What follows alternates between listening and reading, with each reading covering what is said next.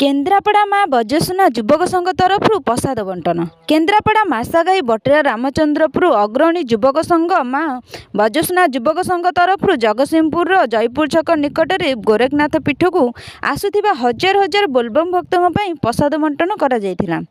संघर सभापति मैनेजर देवराज महापात्र, मिलन दास, मीर गोचायत, गौतम मल्लिक, श्रीनिवास साहू, अमर दास, बाबाजी गोचायत, नरेश दास, मंगुली, कुन्नू, दीपी और संघर समस्त सदस्यों सहयोग में कार्य करा जायथिला, जहाँकि बुद्धिजीवी महल प्रशंसा करा जायछि।